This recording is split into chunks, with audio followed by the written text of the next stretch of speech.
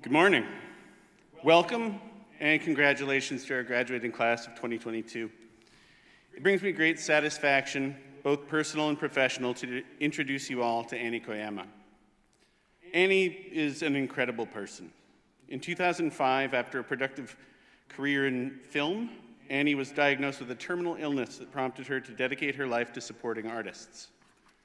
Her model of funding artists to produce their dream project while asking for no part of the profits was unprecedented and, in short order, grew to the point of necessitating the creation of Koyama Press, a uniquely artist-centered publishing company. As a publisher and owner of Koyama Press, a passionate supporter of art and illustration in Canada, a philanthropist, a community builder, and a longtime friend, Annie Koyama has made an immeasurable mark on multiple generations of illustrators, artists, graphic novelists, and the Canadian comics industry.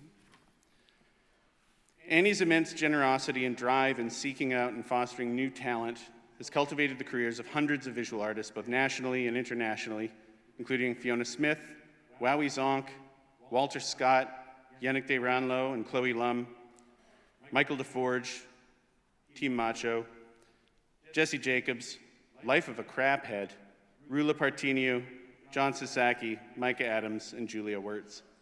In 2021, after 13 years and over 100 unique titles, the decision was made to shutter Koyama Press, but Annie's generosity has continued unabated through Koyama Provides, a granting organization funding artist productions, publications, and exhibitions. Annie's achievements have been previously recognized by the Canadian Comic Book Creator Awards Association with the Joe Shuster Award, the Broken Frontier Hall of Fame Award, and the Doug Wright Award of the Canadian Cartoonist Hall of Fame. However, her impact as a community builder and philanthropist has yet to be appropriately and publicly recognized until today. Annie's appreciation for OCAD University is seen through her unwavering support for numerous alumni and faculty from the illustration program and beyond.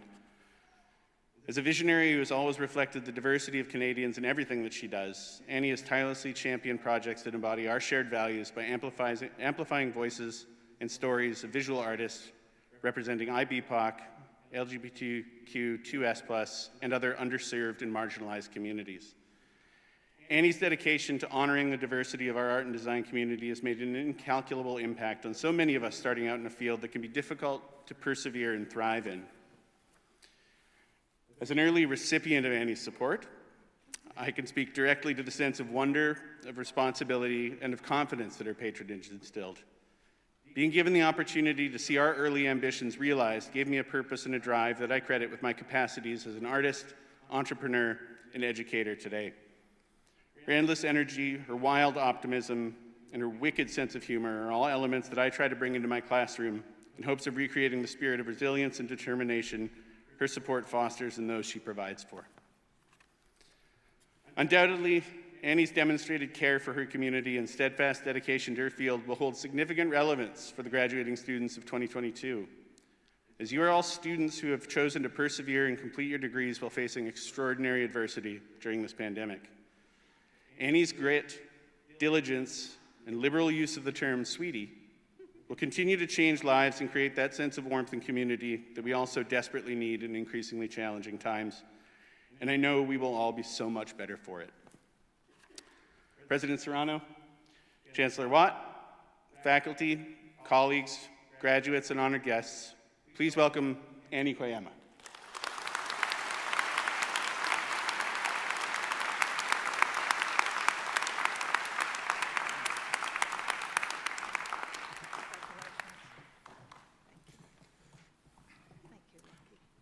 On behalf of the Senate of OCAD University, I confer upon you, Annie Koyama, the degree of Doctor of Letters, honoris causa, with all the rights and privileges thereunto appertaining. Congratulations. Thank you so much. Sorry, I forgot to put, didn't I? Sorry.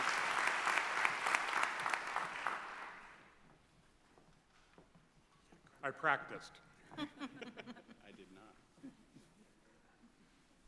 not. And I got it backwards.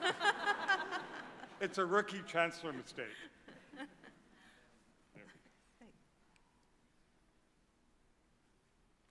Thank you.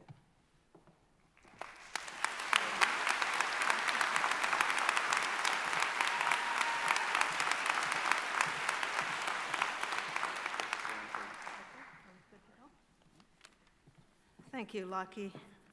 Lockie's one of the first people I ever published, and he still talks to me today. So, huge congratulations to everyone graduating today. What a rough few years.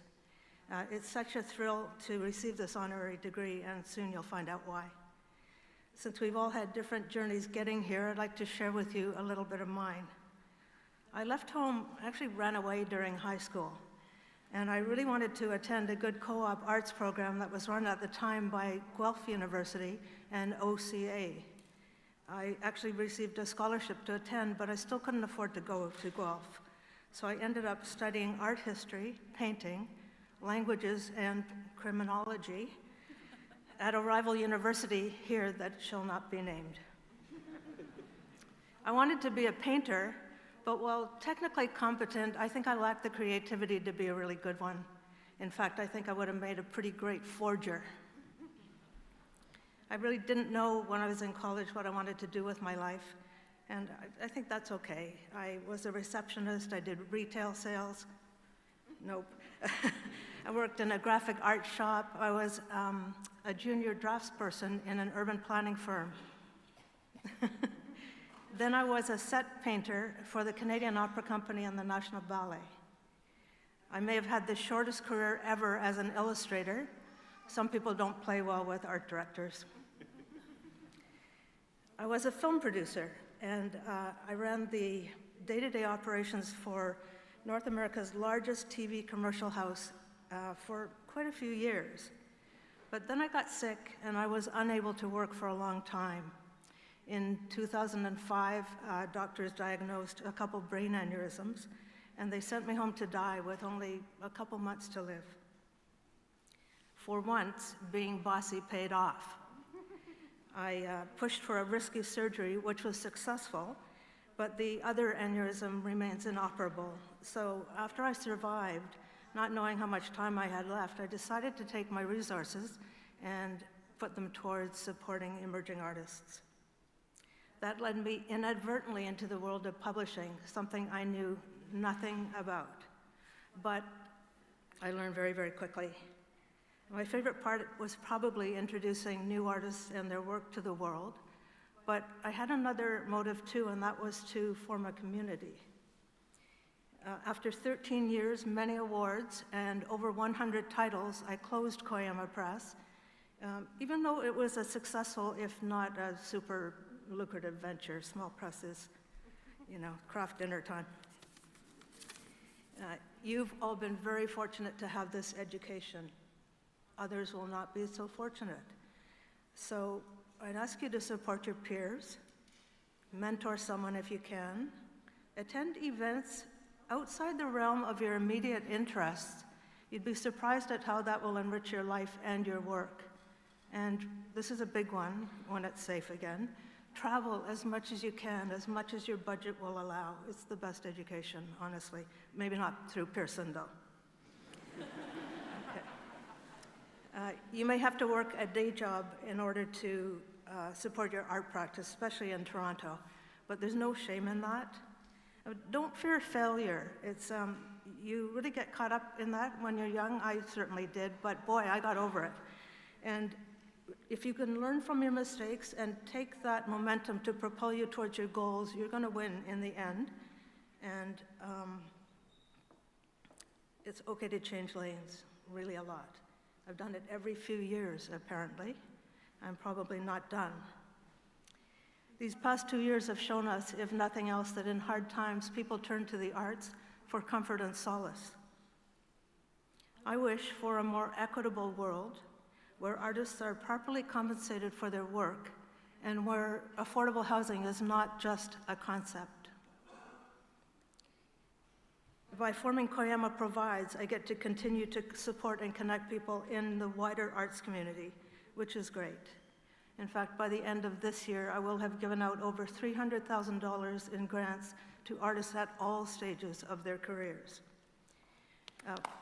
Thank you. Thank you. When you grow up in a family of 6 kids with parents who don't have a lot, you share everything, and I mean everything. should you get to a point in life where you no longer have to share, I think it's important to make it a conscious choice. By third year university, I was actually out in the workforce full time, so I never actually completed my arts degree. Therefore, receiving this degree today brings me full circle, though I think I paid my dues, and I'm really grateful for that. I really look forward to seeing you all shake things up and continue to inspire us. Go out and kick ass. It's a heavy world out there, but you can do it.